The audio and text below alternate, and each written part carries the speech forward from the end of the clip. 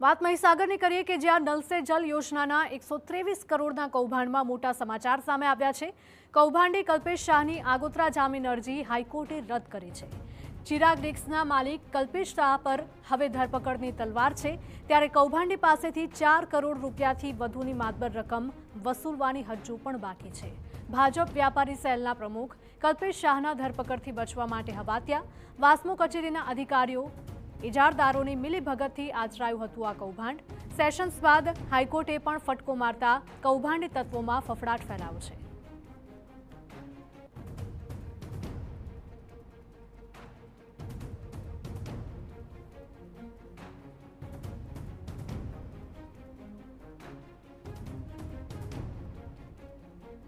Null સે જલ યોજનાના રૂપિયા 123 કરોડના કૌભાંડમાં મોટા સમાચાર સામે આવ્યા છે કે જ્યાં હાઈકોર્ટનો મોટો ફટકો કૌભાંડી કલ્પેશ શાહની આગોતરા જામીન અરજી ગુજરાત હાઈકોર્ટે ફગાવી દીધી છે। લુણાવાડાના સૌથી મોટા કૌભાંડી ચિરાગ રિક્સના માલિક કલ્પેશ શાહ પર હવે સીઆઈડી ક્રાઇમની ધરપકડની લટકતી તલવાર જોવા મળી રહી છે, કારણ કે કૌભાંડી ચિરાગ શાહ પાસે સરકારને 4,58,50,780 રૂપિયાની માતબર રકમ રિકવર કરવાની બાકી છે।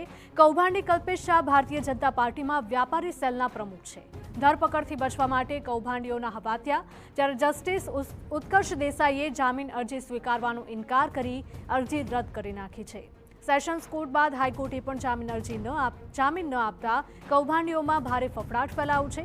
મહીસાગર વાસ્મો કચેરીના અધિકારીઓ અને ઇજારદારોની મિલીભગતથી આચરવામાં આવ્યું હતું આ કૌભાંડ।